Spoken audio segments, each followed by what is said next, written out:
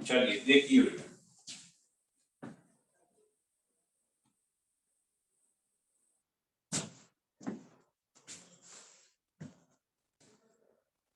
चलिए करें start. Yes sir. देखो बेटे, type of reagent.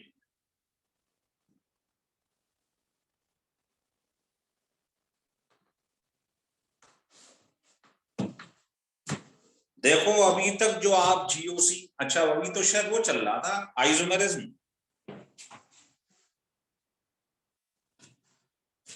Isomerism start कर दिया था कल मैंने। Yes sir. कहां तक पढ़ा दिया था? चेन और पोजीशन।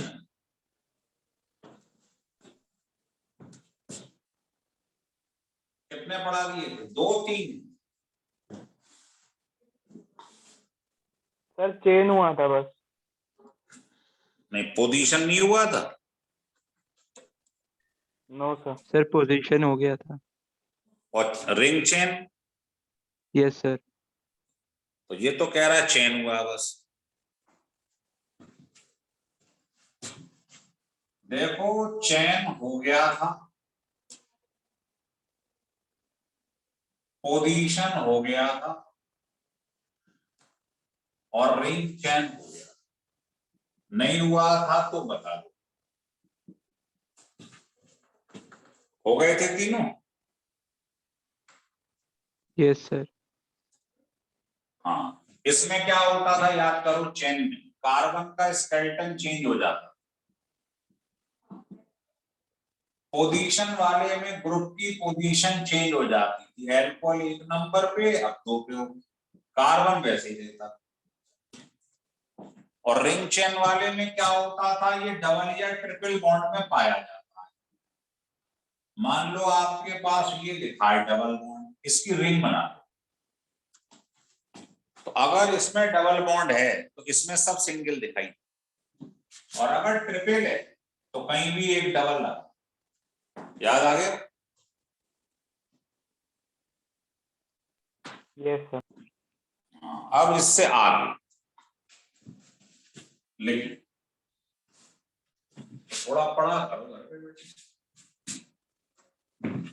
चौथा लिख लो मेटामेरिज्म।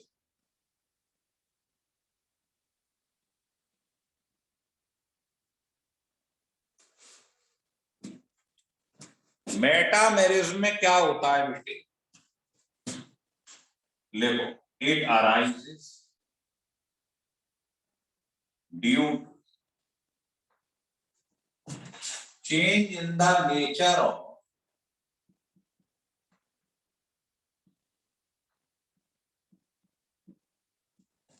एल्काइल।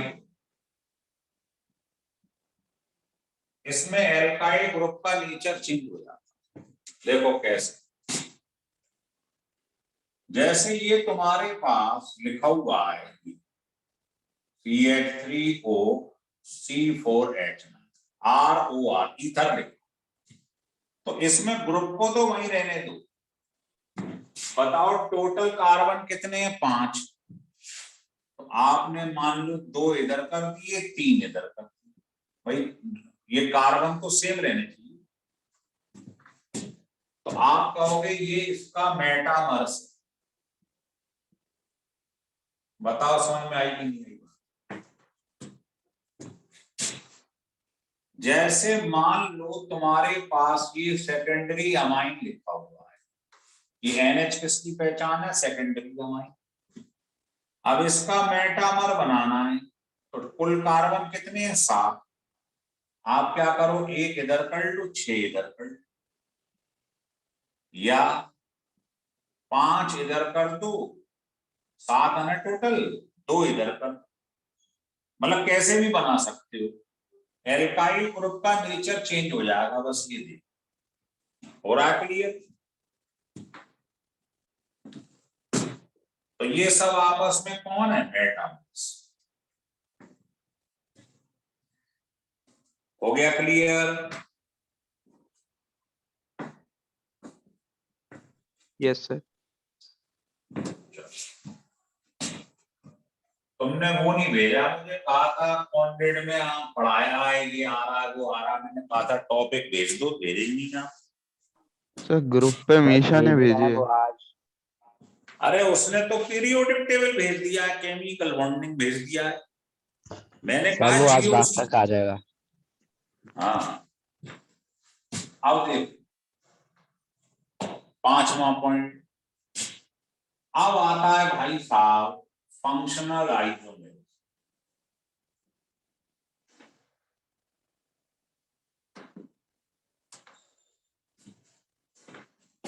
देखो फंक्शनल आइसोमेरिज्म में क्या होता है समझ लो।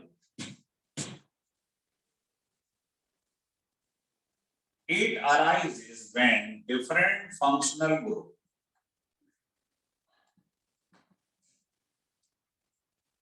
are isomeric to each other.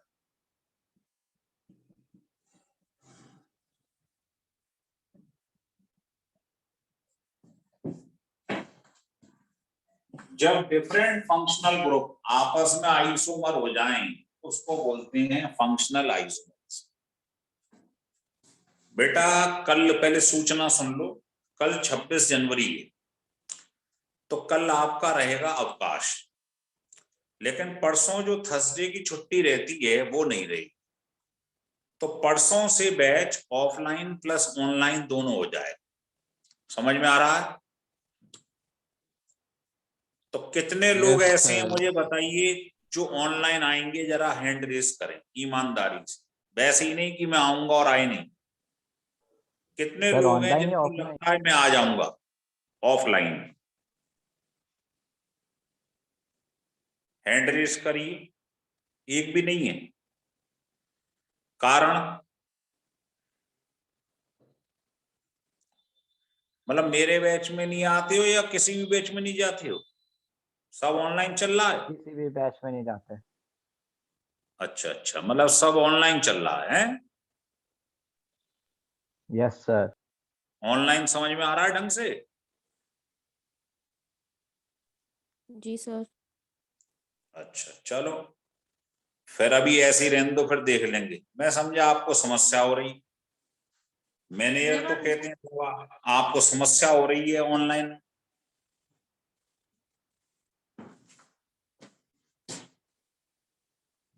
Good afternoon sir. हाँ जी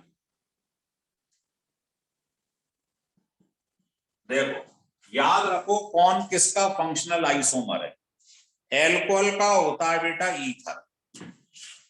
जैसे ये तुम्हारे पास मान लो 2 कार्बन की एल्कोहल है, आप इसकी ईथर बनाओ, ईथर होती है RO। तो अगर ये एल्कोहल है तो इसका भाई है ईथर। ढंग से देखो 2 कार्बन इसमें 2 इसमें, एक O इसमें एक O इसमें, 6H इसमें 6H इसमें। तो बताओ मॉलिक्यूलर फार्मूला दोनों का सेम हुआ कि नहीं हुआ? तो एल्कोहल कभी बनेगा तो उसका ईथर जरूर बनेगा। ये दोनों आइसोमेरिक हैं, बस ये शर्त है इसमें कम से कम 2 कार्बन होने चाहिए। अगर एक कार्बन की एल्कोहल हुई, एक कार्बन की ईथर तो बनती। दूसरा एसिड एंड ईस्टर, इस ग्रुप को क्या कहते हैं बताओ? ईस्टर। ये आइसोमेरिक होती कैसे? मान लो आपने एसिड ले लिया 3 कार्बन, अब इसका ईस्टर बनाओ जरा 3 कार्बन का, कैसे बनाओ?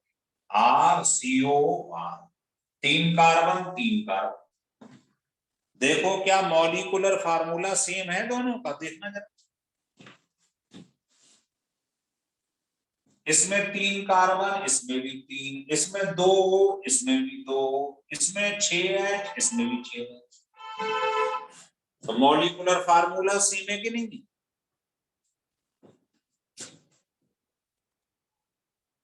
तीसरा है डाईईन, मतलब 2 डबल बॉन्ड एंड 1 आइन, एक ट्रिपल बॉन्ड।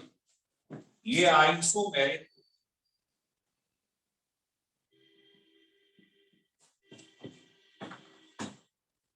जैसे किसी ने आपसे ये कहा कि ये लिखो, 2 डबल बॉन्ड है, अब आपने ये बना लिया 4 कार्बन का ही, इसमें जहां चाहो वहां एक ट्रिपल बॉन्ड लगा।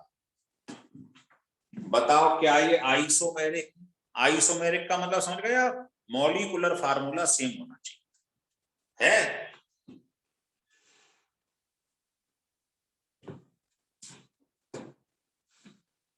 तो कभी भी 2 डबल बॉन्ड दिखाई दे जाएं तो आप बीच के कहीं पे भी एक ट्रिपल बॉन्ड लगा। 2 डबल बॉन्ड और एक ट्रिपल बॉन्ड आपस में आइसोमेरिक। ये सब जो देख रहे हो ये फंक्शनल आइसोमेरिज्म के पार्ट्स। ऐसे ही मान लो आपने प्राइमरी अमाइन ले ली, सेकेंडरी अमाइन ले ली और टर्शरी अमाइन ले ली, ये भी आइसोमेरिक होती है। कैसे होती है जरा देखना। मान लो आपने कम से कम 3 कार्बन का एग्जाम्पल लेके चलोगे तो धोखा नहीं खाओगे। बताओ ये कौन सी अमाइन है? NH2 tertiary. Primary amine. अब इसमें से एक H हटा दो, थोड़ा पढ़ो तब मालूम पड़ेगा, नहीं तो फिर आप टर्शरी बोलो। जिसमें NH आता है वो सेकंड, फिर एक H हटा दो, जिसमें N आता है वो टर्शरी। याद करो, NH2 primary, yes NH secondary, N tertiary. अब जरा आप चेक करके देखो तीनों का मॉलिक्यूलर फार्मूला सेम है।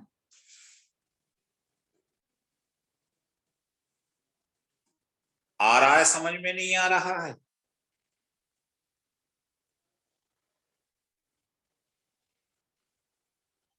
आ रहा है? Yes sir. तो आपको ये याद रखना पड़ेगा, जब डिफरेंट डिफरेंट फंक्शनल ग्रुप आपस में आइसोमेरिक हो जाएं तो उसको बोलते हैं, ढंग से समझ लो, इसकी वीडियो भी भेज दूंगा आपको, समझ गए? तो याद रखना है, एल्कोहल का भाई कौन है? ईथर। एसिड का भाई कौन है? ईस्टर। 2 डबल बॉन्ड का भाई कौन है? एक ट्रिपल बॉन्ड। और प्राइमरी सेकेंडरी टर्शरी अमाइंस क्या है आपस में? आइसोमेरिक। हो गया क्लियर?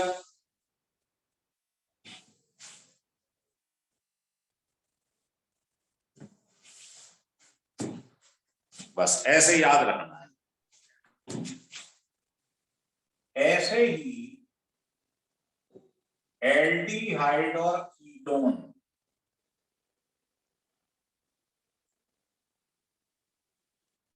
ये भी आपस में आइसोमेरिक।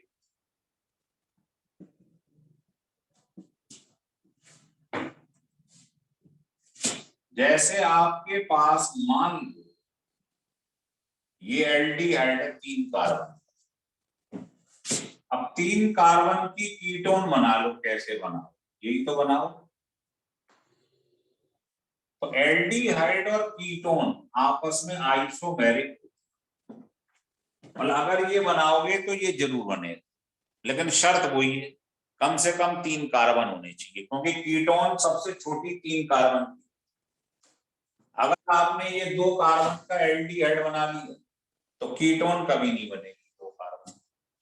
इसलिए हमेशा सेफ रहोगे अगर 3 कार्बन का एग्जाम्पल लेके चलो किसी का। चलो अब लास्ट पढ़ रहे हैं स्ट्रक्चरल का पार्ट, टॉर्टोमेरिज। 5 पढ़ लिए आपने, ये अंक है। टॉर्टो का मतलब होता है बॉन्ड टर्म, इसमें बॉन्ड घूम जाएगा अपनी जगह। ये सारी आइसोमेरिज्म जो आपने पढ़ी है सबसे अलग है। क्यों? क्योंकि ये रिवर्सिबल हो। तो इसमें पहला पॉइंट लिख लो, it is special type of isomerism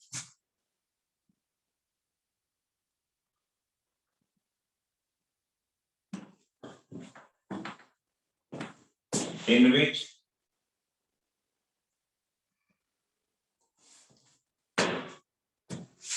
movement of proton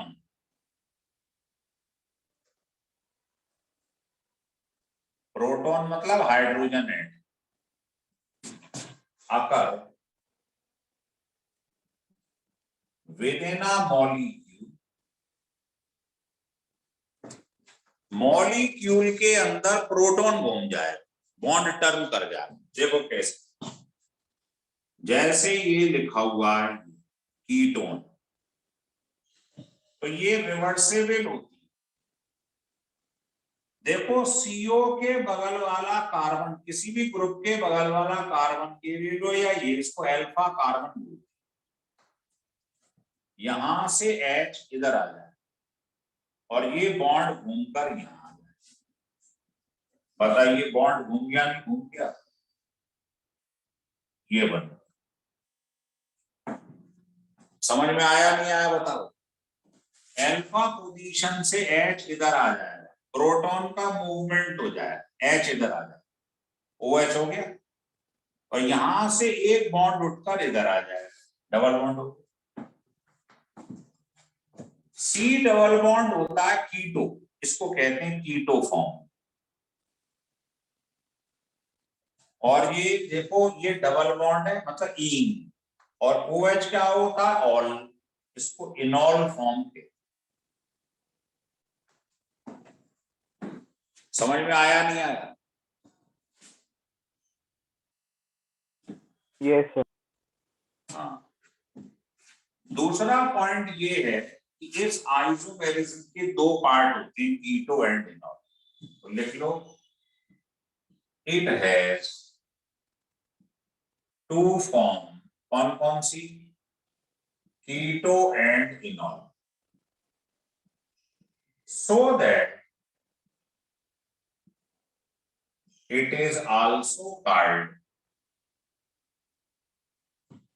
keto-enol isomerism। मतलब टॉटोमेरिज्म का दूसरा नाम ये भी होता है, कीटो-enol isomerism, ये भी कहते हैं। समझ में आ रहा है? Yes sir.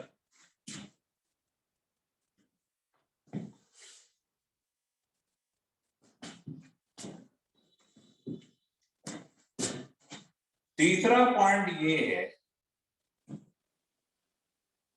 कि conversion of keto form into an enol form is called enolisation. Keto का इनॉल फॉर्म में चेंज हो जाना, जैसे मान लो आपके पास भी लिखो,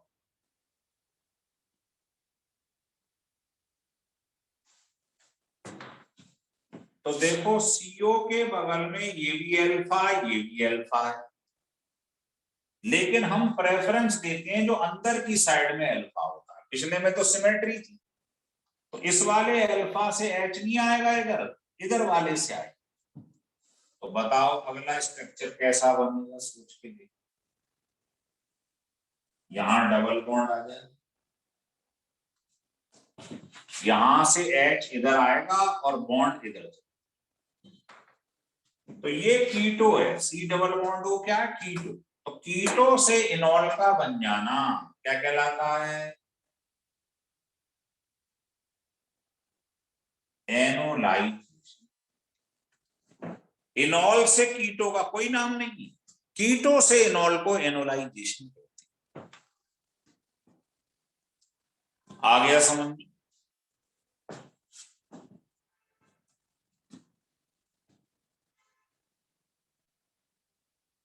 आ गया? Yes, yes sir. Yes sir.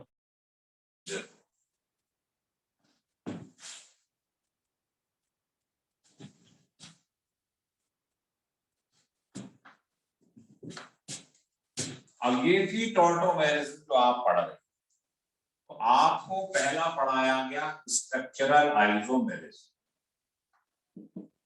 इसके कुल 6 पार्ट आपको पढ़ाए गए। कौन कौन से? चेन, पोजीशन, रिंग चेन,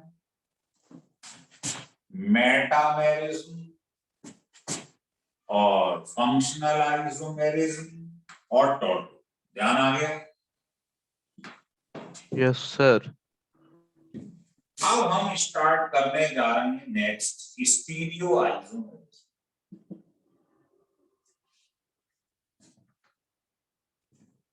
ये कल मैंने बताया था कि it arises due to change in configuration. Configuration जो होता है वो इंटरनल अरेंजमेंट को कहते हैं।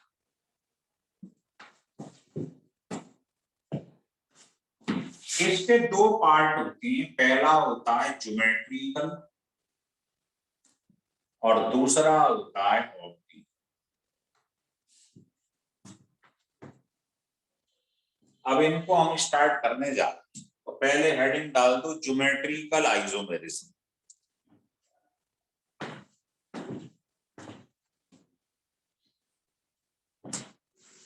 देख,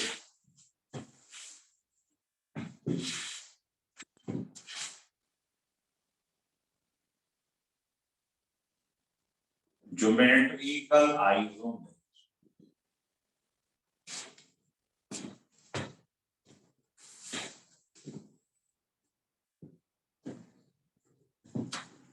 देखो, पहली शर्त ये है कि it is present only alkene and their derivatives.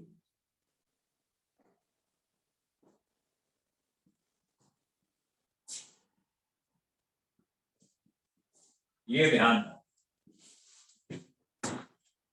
ये केवल एल्कीन में मिलता है डबल बॉन्ड, या उसके डेरिवेटिव में मिलता है, मतलब डबल बॉन्ड के संग कुछ जुड़ा हो। देखें, पहली बात। दूसरी बात ये है, जो मैट्रिकल है इसके भी 2 पार्ट होते। कौन सा?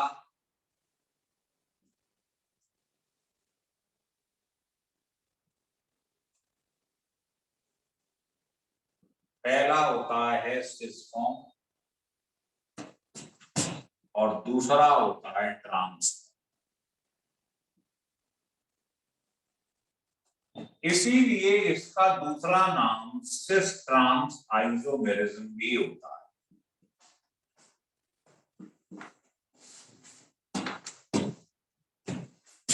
तीसरी बात, देखो ये आपके पास लिखा है, मान लो कोई कंपाउंड लिखा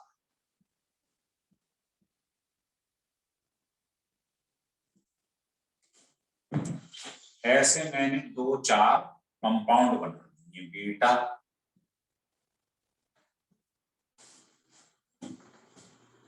अगर एक कार्बन, देखो पहली बात तो डबल बॉन्ड होना जरूरी है। अगर एक कार्बन पे दोनों सेम ग्रुप जुड़ जाएं किसी भी एक पर, तो इसमें ज्योमेट्रिकल नहीं। ज्योमेट्रिकल तभी होगी अगर एक कार्बन पर जुड़ने वाले दोनों ग्रुप अलग अलग आ रहा है समझ?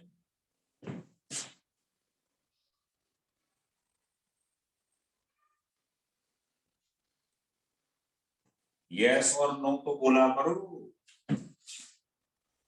यस यस नहीं सर। तो क्या मालूम पड़ेगी समझ में आ रहा है कि नहीं आ रहा है? बताओ बेटा, इस कार्बन पे दोनों सेम है अलग अलग हैं? अलग अलग। इस पे भी दोनों अलग अलग हैं। तो बेटा यस सर। ये बताओ ये सेम साइड में सेम आ रहा है या अलग अलग है? Same same. इसको सिस फॉर्म के, सिस का मतलब होता है सिमिलर ग्रुप अटैच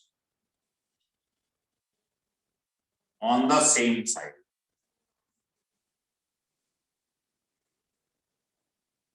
इसको बोलते हैं सिस। किसी भी तरफ, एक तरफ हो जाता है, जरूरी नहीं है दोनों तरफ हो, एक भी तरफ सेम आ गया तो सिस फॉर्म।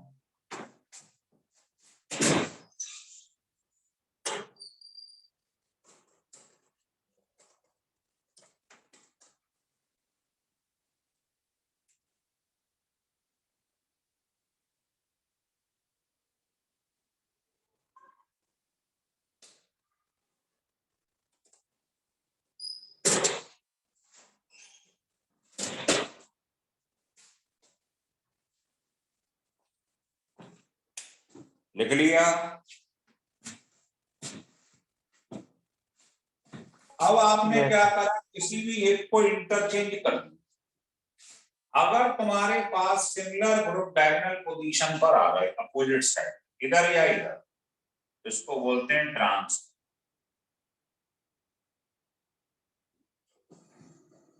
सिस बनेगा तो ट्रांस जरूर बनेगा।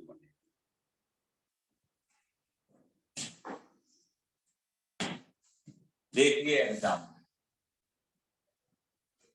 मान लो पेपर में लिखा है ब्यूट 1E, बताओ क्या इसके ज्योमेट्रिकल आइसोमर बने? तो ये ब्यूट 1E लिखा हुआ, बताइए इसके आप बना के दिखाइए आइसोमर। तो ये देखो C डबल बॉन्ड C ऐसे बना, इस C के संग 2 H लगेंगे और इस C के संग ये जो H है इसे ऐसे टांग दो। इस C से एक तो H लगा, एक C2H5 लगा हुआ। बता इसमें ज्योमेट्रिकल हो? Yes sir. एक कार्बन पे दोनों सेम हो जाएंगे तो क्या ज्योमेट्रिकल होती है? No sir. तो इस पे दोनों No, सेम sir. कहां से हो जाएगी भाई?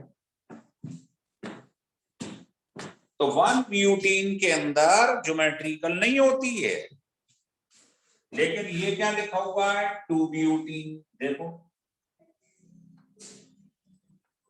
ऐसे देखो C डबल बॉन्ड C, इस C के संग जो H है ऐसे टांग, तो बताओ इस C के संग एक H है, एक C है, इस वाले के संग भी एक H है, एक C है, बताओ ये आ गया नहीं आ गया ये वाला? इसका मतलब 2 ब्यूटीन में ज्योमेट्रिकल होती है, 1 ब्यूटीन में ज्योमेट्रिकल नहीं होती। समझ में आया नहीं आया ये बताओ? आ गया सर समझ में। हाँ, चीज को लिख के देखो बार बार, ये नहीं घर पे चुस्की लेते रहो, चाय की पढ़ो बिल्कुल, तो लाभ नहीं हो।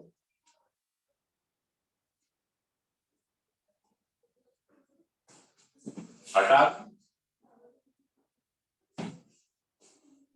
Yes, sir. लिखी।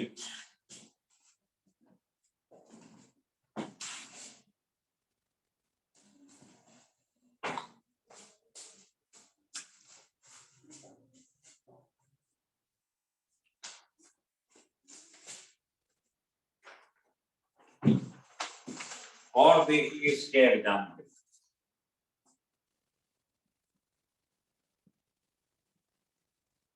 ये लिखा है मैलेइक एसिड,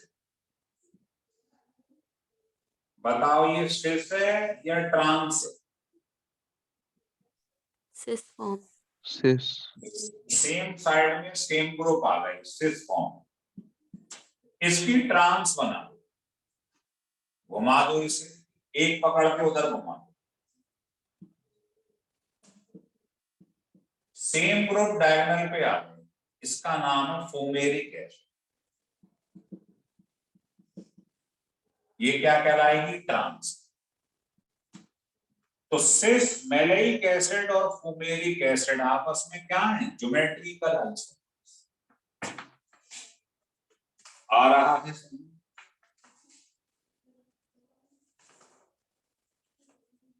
आ रहा है। अच्छा, अब हेडिंग डाल दो, लिखो E एंड Z कॉन्फी।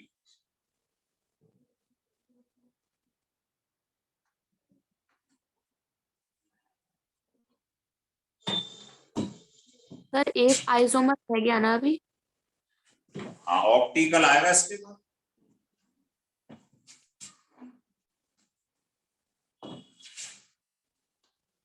कौन सा रह गया?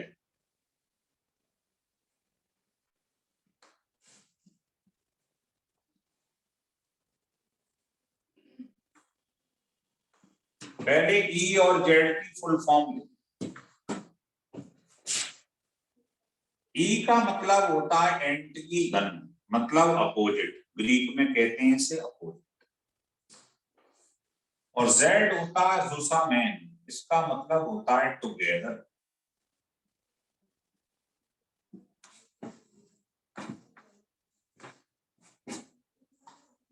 लिख लिया?